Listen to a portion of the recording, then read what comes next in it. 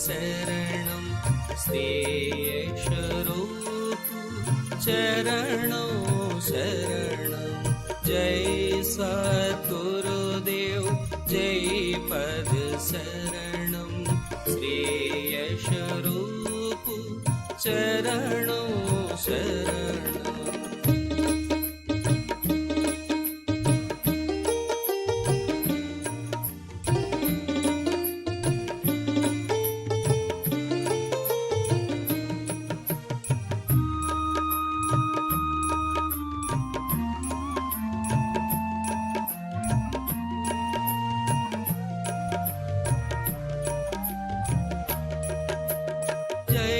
सद्गुरुदेव जय पद शरणं श्रेयस्वरूप चरणों शरणं। जय सद्गुरुदेव जय पद शरणं श्रेयस्वरूप चरणों शरणं। जय सद्गुरुदेव जय पद शरणं श्रेयस्वरूप चरणों शरणं। जय सद्गुरुदेव जय पद शरणं श्रेयस्वरूप चरणों शरणं।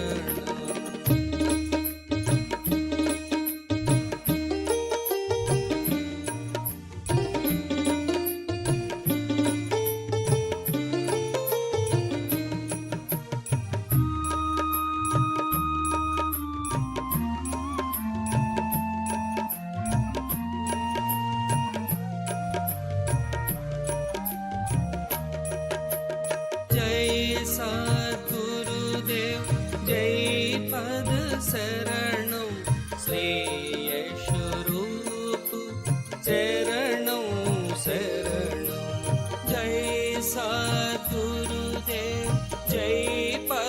शरणं श्रेयस्वरूप चरणों शरणं। जय सद्गुरुदेव जय पद शरणं श्रेयस्वरूप चरणों शरणं। जय सद्गुरुदेव जय पद शरणं श्रेयस्वरूप चरणों शरणं। जय सद्गुरुदेव जय पद शरणं श्रेयस्वरूप चरणों शरणं।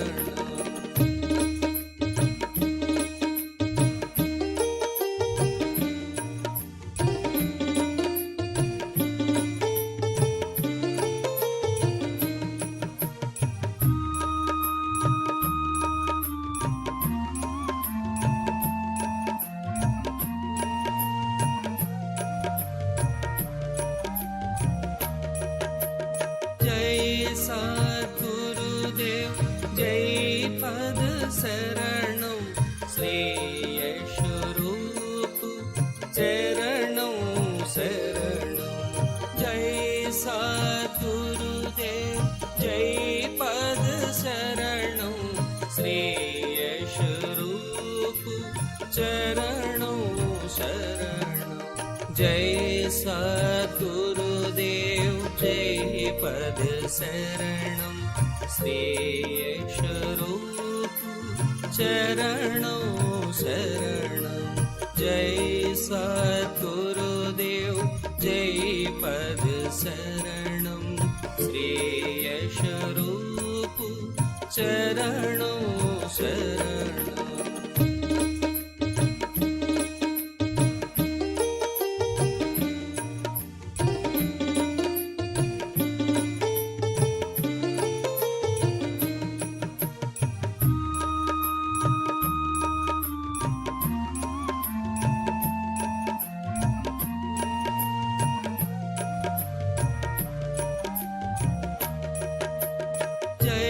सद्गुरुदेव जय पद शरणं श्रेयस्वरूप चरणों शरणं।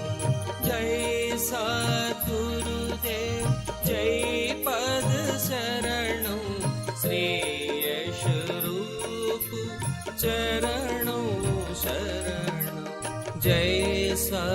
सद्गुरुदेव जय पद शरणं श्री यशरूप चरणों शरणं जय सद्गुरुदेव जय पद शरणं श्री यशरूप चरणों शरणं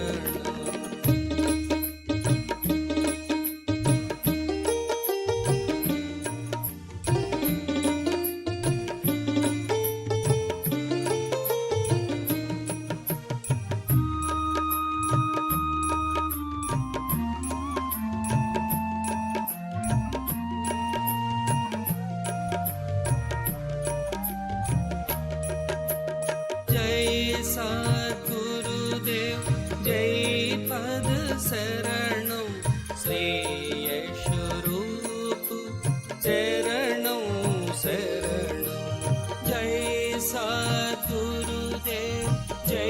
पद शरणं श्री यशरूप चरणों शरणं जय सद्गुरुदेव जय पद शरणं श्री यशरूप चरणों शरणं जय सद्गुरुदेव जय पद शरणं श्री यशरूप चरणों शरणं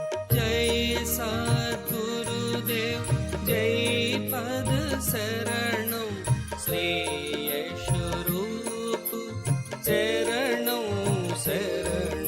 शरणं सद्गुरुदेव जय पद शरणं श्री यशरूप चरणों शरणं जय सद्गुरुदेव जय पद शरणं श्री यशरूप चरणों शरणं जय सद्गुरुदेव जय पद शरणं श्री यशरूप चरणों शरणं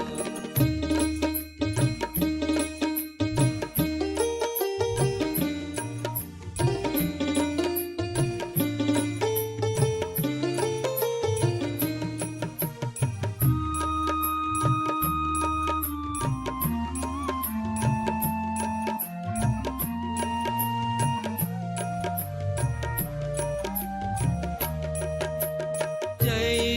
सद्गुरुदेव जय पद शरणं श्री यशरूप चरणों शरणं जय सद्गुरुदेव जय पद शरणं श्री यशरूप चरणों शरणं जय सद्गुरुदेव जय पद शरणं श्री यशरूप चरणों शरणं जय सद्गुरुदेव जय पद शरणं श्री यशरूप चरणों शरणं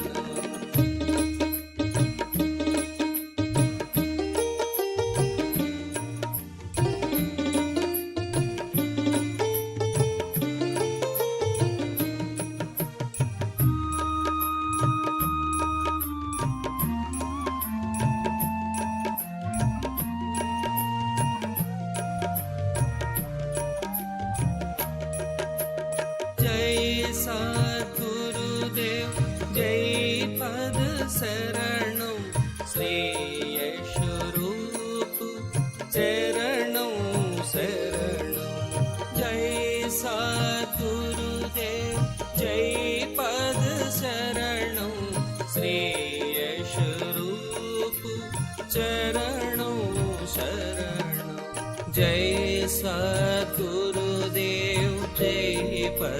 शरणं श्रेयस्वरूप चरणों शरणं जय सद्गुरुदेव जय पद शरणं श्रेयस्वरूप चरणों शरणं।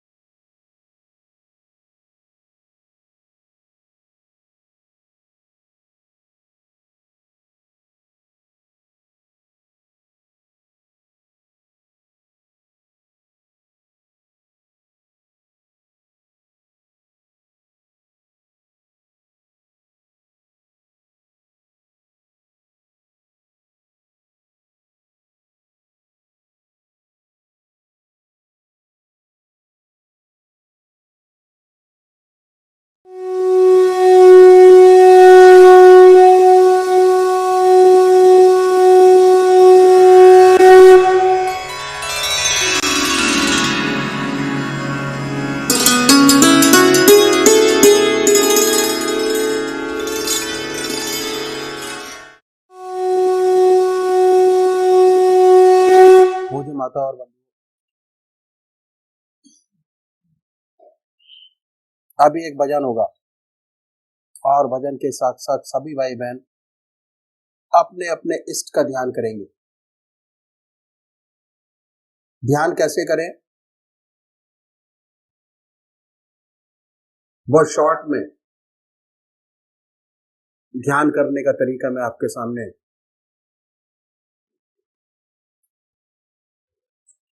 बताता हूं। संसार में दो प्रकार के भक्त हैं, एक साकार पुजारी और दूसरे निराकार, और ये बहुत पुराने जमाने से चले आ रहे हैं। क्यों? भक्त का स्वभाव कुछ ऐसा ही है, किसी को चेहरे से प्यार होता है, किसी को नाम से प्यार होता है। जिनको चेहरे से प्यार होता है वो है साकार पुजारी, जिन्हें शक्ति से प्यार नहीं होता वो है निराकार। हमारे संतों ने जो ग्रस्त में हुए दोनों के लिए रास्ता बताया, साकार के लिए भी और निराकार के लिए भी। साकार पुजारी सबसे पहले निश्चित करे कि परमात्मा की कौन सी मूर्त ऐसी है, कौन सी मूर्ति ऐसी है जिसमें भगवान की सबसे ऊंची भावना आप डाल सकते हो, उसे अपनाइए। उनको पकड़िए, उनको कभी बदले नहीं। एक इष्ट की उपासना, एक इष्ट का ध्यान, एक इष्ट का मनन। ऐसा नहीं कि आज आप राम की पूजा करें, कल कृष्ण की, परसों माँ की, तरसों देवी की। ध्यान नहीं बनेगा। अगर अपना इष्ट रोज रोज बदलेंगे, जल्दी जल्दी चेंज करेंगे, तो ध्यान आपका नहीं बनेगा। पूजा का जो मकसद है वो है चित्त की एकाग्रता प्राप्त करना, कंसंट्रेशन ऑफ माइंड, और वो जब ही होगा जब आपका एक इष्ट हो। और जब एक इष्ट होगा तभी आध्यात्मिक अनुभव आपके खुलेंगे। एक इष्ट की उपासना। तो ये मानिए, जिस इष्ट को आप मानते हैं कि वो इष्ट हमारा सशरीर हमारे सामने विद्यमान है, अपने सामने उनकी पवित्र मूर्त को बनाएं, बड़े प्यार से, बड़ी बड़ी आंखें हैं, गोल चेहरा है, जटाएं हैं, सर्पों की माला है, बनाएं अपने सामने अपने इष्ट को। दिल हमारा धड़कता रहता है, दिल की हर धड़कन से जो मंत्र आपका है उसको उच्चारित होते सुने कि हमारे हृदय से हमारे दिल का नाम, हमारे इष्ट का नाम निकल रहा है और हम उसको सुन रहे हैं। और जब तक ऐसा ना हो तब तक जिह्वा से बड़े प्यार से, बड़े आराम से उस नाम को ले सकते हैं। पर होता क्या है कि थोड़े समय तक तो नाम चलता है, उसके बाद मन इधर आधर कहीं भाग जाता है। पता कैसे लगता है? पता ऐसे लगता है कि हमारी आत्मा हमारे मन को देखती रहती है, वो बताती रहती है कि हमारा मन क्या कर रहा है। जैसे ही आपका मन ये कहे कि आपका ध्यान आपके इष्ट के चरणों से हट गया, फिर दोबारा अपने मन को पकड़िए, अपने इष्ट की याद में लगाएं। फिर कहीं दूसरी जगह मन चला जाएगा, उनको पकड़िए, अपने इष्ट की याद में लगाएं। निरंतर प्रयास करना पड़ेगा। यकीन मानिए, अगर आप 20 मिनट की कंसंट्रेशन में, ध्यान में आज आपके 50 विचार आ रहे हैं, तो अभ्यास से, अगर निरंतर अभ्यास करते रहेंगे तो एक दिन ऐसा आएगा कि जब जैसे ही आप पूजा में बैठेंगे आपका मन आपके इष्ट के चरणों में लगा होगा।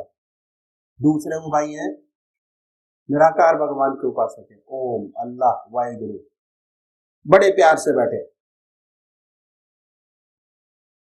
मन को साफ कीजिए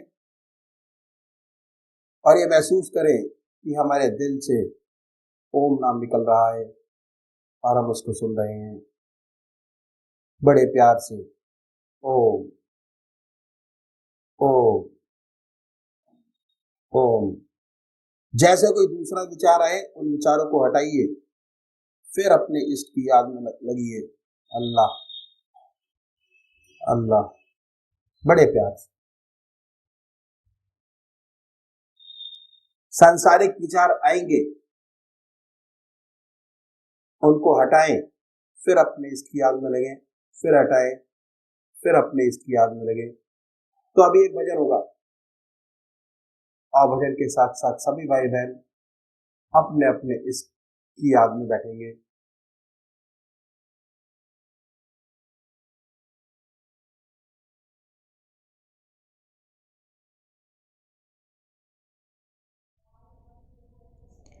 ध्यान मूलम गुरुर्मूर्ति पूजा मूलम गुरुपदम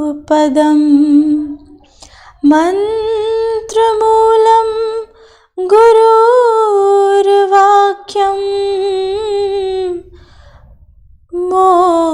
मोक्षमूलम गुरु कृपा। अपनी हस्ती जो तेरे चरणों में मिटा देते हैं, अपनी हस्ती जो तेरे चरणों में मिटा देते हैं, तुमको हर तौर अदाओं से मना लेते हैं, अपनी हस्ती। बड़े होशियार है ये भक्त तेरे, क्या कहिए। बड़े होशियार है ये भक्त तेरे, क्या कहिए। जब ये रोते हैं तो तुमको भी रुला देते हैं। जब ये रोते हैं तो तुमको भी रुला देते हैं। अपनी हस्ती जो तेरे चरणों में मिटा देते हैं। अपनी हस्ती। ऐसी आवाज से कहते हैं कि तुम आ जाओ। ऐसी आवाज से कहते हैं कि तुम आ जाओ। तुमको आने में ये मजबूर बना देते हैं। तुमको आने में ये मजबूर बना देते हैं। अपनी हस्ती। मुफलिसी हो या मुसीबत भी जो आ जाए उन पर। मुफलिसी हो या मुसीबत भी जो आ जाए उन पर। तेरी सौगात समझ सिर पे उठा लेते हैं। तेरी सौगात समझ सिर पे उठा लेते हैं। अपनी हस्ती जो तेरे चरणों में मिटा देते हैं। तुमको हर तौर अदाओं से मना लेते हैं। अपनी हस्ती।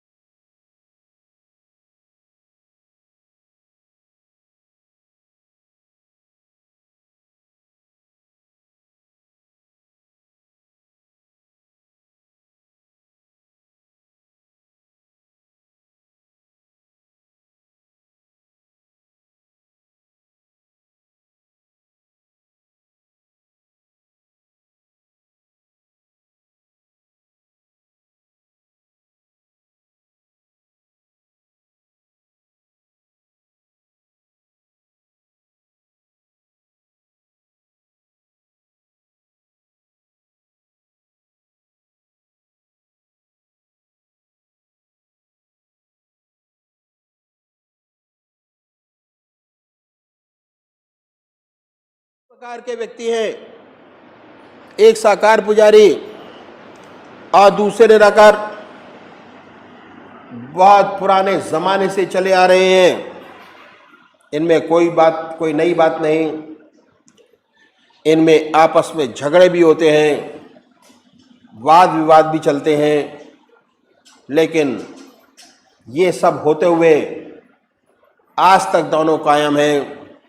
बात ऐसी है कि मनुष्य का स्वभाव कुछ ऐसा ही है, किसी को चेहरे से प्यार होता है, किसी को शक्ल से प्यार होता है, किसी को सूरत से प्यार होता है, किसी को मूरत से प्यार होता है, किसी को मूर्ति से प्यार होता है।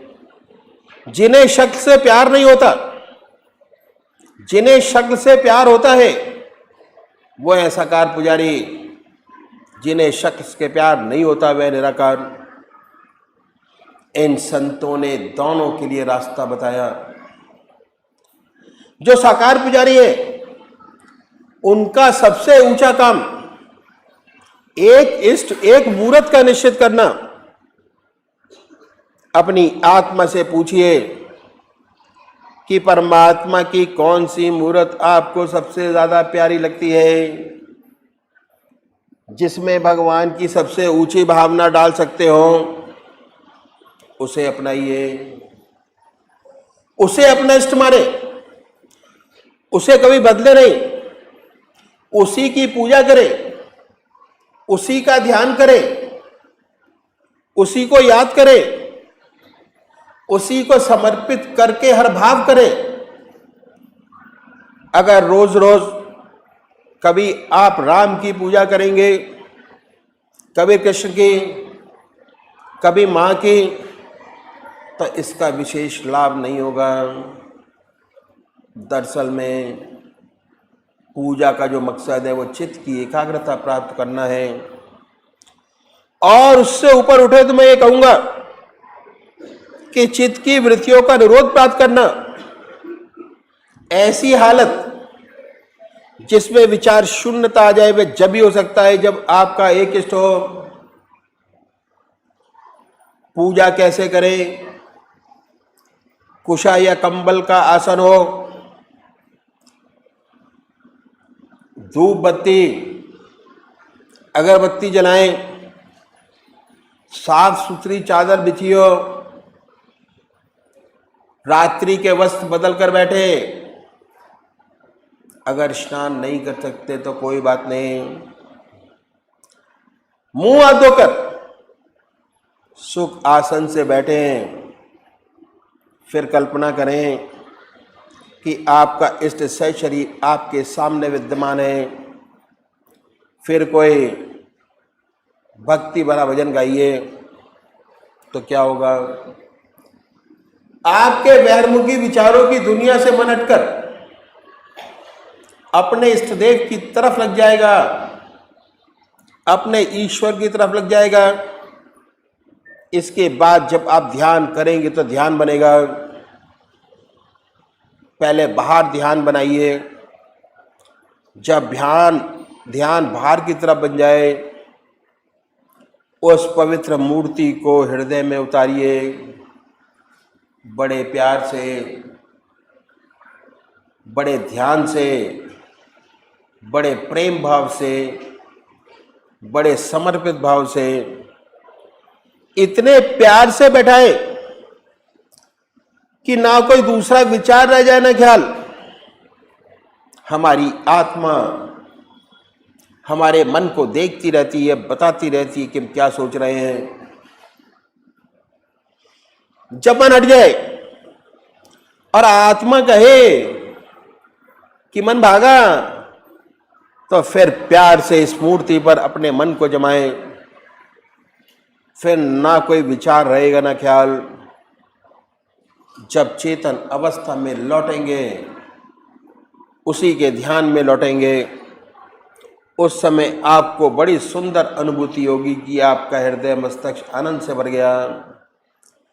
जितना मस्तक पर भार था वो हल्का हो गया। यह है पूजा का तरीका जो इन संत महात्माओं ने बताया साकार पुजारियों के लिए। अगर ऐसे पूजा करेंगे उसका विशेष लाभ होगा। चित्त की एकाग्रता प्राप्त होगी, सुषुप्ति की अवस्था प्राप्त होगी और सुषुप्ति से सहज समाधि में प्रवेश कर जाएंगे। दूसरे वो भाई हैं जो निराकार भगवान के उपासक हैं, परमात्मा की मूर्ति को नहीं मानते, वे भगवान के नाम को पकड़े और उस नाम को चुने जो उनकी आत्मा को सबसे प्यारा लगता है। कोई ना कोई नाम से तो याद करते ही होंगे। हिंदू भाई ओम नाम, मुसलमान भाई अल्लाह, सिख भाई वागुरु, क्रिश्चियन भाई क्राइस्ट या गॉड, जो आपकी आत्मा को अच्छा लगे, जिस राह पे आप चलना चाहें चुन सकते हैं। जो नाम आपकी आत्मा को प्यारा लगे उसी को पकड़े। फिर आसन तो वही है, सुख आसन से पलौती लगाकर बैठे, या जो आसन सबसे ज्यादा आपको अच्छा लगता है उस आसन पे विराजिए और हृदय की तरफ निगाह रखिए, आनंदमयी स्थिति बनाइए और ये ख्याल करें कि जब आपका हृदय दुख दुख करता है, जो हार्ट बीट है उसमें से ओम नाम निकल रहा है, या जो नाम चुना है वो निकल रहा है। हृदय ओम ओम कह रहा है, जवान नहीं कह रहे।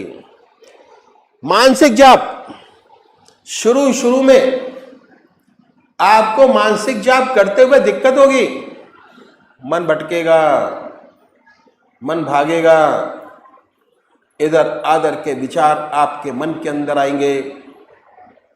जब ऐसे विचार आए, उन विचारों को हटाइए, अपने इष्ट देव की याद में लगिए। विचार हटाए, दबाइए नहीं। जब मन हट जाए फिर अपने इष्ट देव की याद में लगाइए। ओम मानसिक जाप, ओम मानसिक जाप, ओम। धीरे धीरे ऐसी अवस्था आती है, आपको बहुत स्पष्ट सुनाई देने लगता है कि हृदय से ओम की आवाज निकल रही है। ऐसी हालत पैदा होती है, ना कोई दूसरा विचार रहता है ना ख्याल। इतने तल्लीन हो जाते हैं उसके अंदर, अपने आप से गायब, कोई थॉट प्रोसेस नहीं। उसके बाद जब चेतन अवस्था में आते हैं, वही नाम सुनते होते हैं और ऐसा एहसास होता है बड़े आनंद का कि हमारा मस्तिष्क अनुपम आनंद से भर गया, बड़ी शांति मिली। तो इन संतों ने तरीका पूजा का बतलाया। अगर ऐसे पूजा करेंगे विशेष लाभ होगा। चित्त की एकाग्रता हमको प्राप्त होगी, सुषुप्ति की अवस्था हमको प्राप्त होगी, असुषुप्ति से सहज समाधि में प्रवेश करेंगे। उसके बाद आत्मा और परमात्मा का अनुभव होने लगेगा और एक दिन ऐसा आएगा कि बड़े आराम से उसमें एकाकार हो जाएंगे, ज्योति से ज्योति मिल जाएगी। इन संतों ने इस बात का विशेष ध्यान रखा कि हमारे काम का समय न दिया जाए। पहली सीढ़ी का दूसरा स्टेप, हर मनुष्य भोजन करता है और भोजन करने में आधा घंटा दोपहर को और आधा घंटा रात्रि को लगाता है। यह समय ऐसा है कि और कोई काम नहीं करते, खाली रहता है। दुनिया के व्यवहार का कोई काम नहीं, भोजन करते हैं आराम से बैठकर, पर हमारा मन के जो विचार हैं वो इधर उधर दौड़ते रहते हैं। कर भोजन रहे हैं, और विचार दुनिया भर के हमारे सामने आते चले जाते हैं। ये समय ऐसा है कि खाली है। इस भोजन के तरीके में थोड़ा परिवर्तन लाना पड़ेगा और वास्तविक तरीका यही था जो मैं आपके सामने रखूंगा। अभी भी है बहुत सी जगह पर। हमारे ऊपर पश्चिम सभ्यता की छाप पड़ी और हमारा स्टैंडर्ड 2.5 फुट ऊंचा हो गया। पहले ज़मीन पर बैठकर भोजन करते थे, अब मेज कुर्सी पर बैठकर भोजन करते हैं। इस बात में कोई नुकसान नहीं। विशेष अर्थ क्या है कि जितने दुनिया के वार्तालाप हैं वो खाने की मेज पर करते हैं, क्योंकि अपने आप को वेस्टर्नाइज कर लिया, पश्चिम सभ्यता को अपना लिया। इस तरीके में तब्दीली लानी पड़ेगी अगर आप आध्यात्मिक जिंदगी चाहते हैं। अब वो परिवर्तन क्या है कि जैसे ही भोजन आपके सामने आ जाए, अपने इष्ट देव के अर्पण करिए और हर ग्रास अपने इष्ट की याद में खाएं। ना कोई ग्रास बना परमात्मा की याद के पेट में जाए, ना कोई चीज बिना परमात्मा की याद के पिए। यह अभ्यास भोजन की एक विशेषता है। भोजन जिन विचारों में डूब कर किया जाता है, जो खून बनेगा उन्हीं विचारों का रंगा हुआ बनेगा। अगर आप भोजन भगवान की याद में करेंगे तो दिन में जब आप खाली होंगे, ईश्वर की याद ऑटोमेटिक आएगी। भक्ति के लिए जब तक आपका खून नहीं बदल जाता, भक्ति नहीं आती। भगवान श्री कृष्ण ने गीता में साधक की दृष्टि से 4 विशेष बात बतलाई। पहला आहार की शुद्धि, दूसरा विहार की शुद्धि, तीसरा अभ्यास और चौथा वैराग। ये आहार की शुद्धि जो हमें करनी है, इन संतों ने ये बहुत आसान तरीका बताया कैसे ये सहूलियत से हो जाए। इस तरीके से भोजन करेंगे तो जो खून बनेगा वह परमात्मा की याद का रंगा हुआ बनेगा। जब भी आप खाली होंगे, परमात्मा की याद में, ईश्वर की याद स्वतः ही आएगी, दूसरी तरफ मन नहीं जाएगा, क्योंकि आप भोजन परमात्मा की याद में कर रहे हैं। और पूजा में भी परमात्मा की याद करते हैं। तो ये आधा घंटा दोपहर भोजन का, आधा घंटा रात्रि भोजन का समय ऑटोमेटिक परमात्मा की याद में बदल जाएगा। और तीसरी बात क्या है, इन संतों ने बड़ा भारी जोर दिया स्वादेंद्रिय निग्रह पर। जब तक स्वाद पर कंट्रोल नहीं हो जाता, आत्मा की सारी इंद्रियों पे कंट्रोल नहीं हो पाता। महात्मा गांधी जी ने भी इस बात पर बड़ा भारी जोर दिया। स्वाद पर कंट्रोल करने का बड़ा सब सुंदर तरीका इन संतों ने बताया। बहुत से महात्मा बड़ा कष्ट उठाते हैं स्वाद पर कंट्रोल करने के लिए। कोई फीका खाता है, कोई मीठा छोड़ता है, कोई सारी चीजें मिलाकर खाते हैं, बड़ी तपस्या करते हैं। कोई महात्मा तो घास घोट कर पीते हैं। हमारे सद्गुरुओं ने बड़ा रैशनल तरीका बताया कि आप परमात्मा की याद में भोजन कीजिए, स्वतः ही स्वादेंद्रिय निग्रह हो जाएगा। आप स्वादों से ऊपर उठ जाएंगे। अब आपके पूजा के 2 घंटे हो गए। आधा घंटा सुबह पूजन, आधा घंटा सायंकाल पूजन, आधा घंटा दोपहर भोजन, आधा घंटा रात्रि भोजन। एक और बताया कि हर मनुष्य सोता है और सोने में 6 घंटे सब लगाते हैं, औसतन 6 घंटे सोते हैं। सोने से पहले इन संतों ने बताया कि 20 मिनट परमात्मा को दे दें, सिर्फ 20 मिनट, बहुत बड़ी बात हो जाएगी, विहार की शुद्धि हो जाएगी। भगवान श्री कृष्ण ने विहार की शुद्धि पर बड़ा भारी जोर दिया। कैसे होगी? इन संतों ने उसका बड़ा सुंदर रास्ता बताया। जब दुनिया के सारे काम समाप्त हो जाएं, अपनी डायरी मेंटेन कीजिए,